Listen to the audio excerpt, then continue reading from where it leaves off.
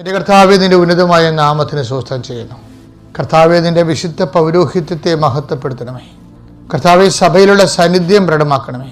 39 വർഷം ഞാൻ അർപ്പിച്ച കൃപാനയുടെ യോഗ്യതയാൽ കൃപാസാൽത്താറെ ജീവനോടെ പ്രത്യക്ഷപ്പെട്ട പരിശുദ്ധമ്മയുടെ മാധ്യസ്ഥത്തിൽ ഈ അൾത്താരയിൽ നടന്ന 10,000-കണക്കിന് ആരാധന ശക്തിയാൽ അങ്ങയുടെ മക്കളെ ഞാൻ ഈശോനാമത്തെ ആശീർവദിക്കുന്നു. എൻ്റെ ദൈവവേദനെ, നീ ഇന്ന് കടന്നു പോകുന്ന ഓരോ വഴികളും കർത്താവിൻ്റെ ദൂതൻ നിനക്ക് മുമ്പ് നടക്കുകയും നീ നടക്കേണ്ട വഴി നിനക്ക് ആലോചിച്ച് നൽകുകയും ചെയ്യുമ്പോഴേ നിൻ്റെ ആലോചനകളിലും ചിന്തകളിലും തീരുമാനങ്ങളിലുമെല്ലാം പരിശുദ്ധാത്മ നിറയട്ടെ എന്ന് പ്രാർത്ഥിക്കുന്നു. നിനക്ക് ആപത്ത് വരുന്ന, നഷ്ടങ്ങൾ വരുന്ന, ഘട്ടങ്ങൾ വരുന്ന, കോട്ടങ്ങൾ വരുന്ന എല്ലാ ചിന്താഗതികളും തീരുമാനങ്ങളും കോയിൻസിഡൻസുകളും മറ്റുള്ളവരുടെ സമ്മർദ്ദം മൂലം നീ എടുക്കേണ്ടി വന്ന എല്ലാ ആപത്തുകളും യേശുക്രിസ്തുവിൻ്റെ കുരിശിൻ്റെ അടയാളത്തിൽ ഞാൻ നിന്നെ സംരക്ഷിച്ചു കൊണ്ട് ബന്ധിക്കുന്നു. കർത്താവിൻ്റെ കണ്ണ് ചൊരിയട്ടെ.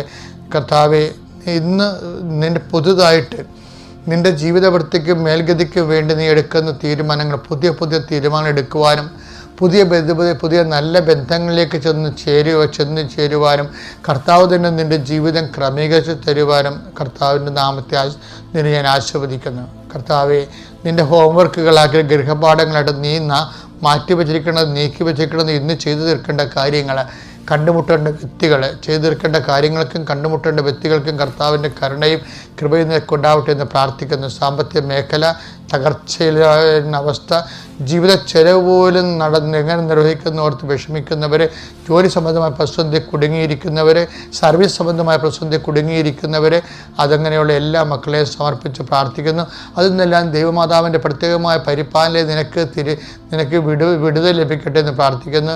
ഇപ്പോൾ മുടി കൊഴിഞ്ഞു പോകുന്നവരെയും മുടി കൊഴിഞ്ഞ പല കാരണങ്ങളാൽ ശരീരത്തിന് ത്വക്ക് രോഗമുള്ളവരെയും കർത്താവ് കാണിക്കുന്നു. അവിടെ മേലെല്ലാം കർത്താവ് വിശുദ്ധമായ രക്തം തളിക്കപ്പെട്ട് പ്രാർത്ഥിക്കുന്നു.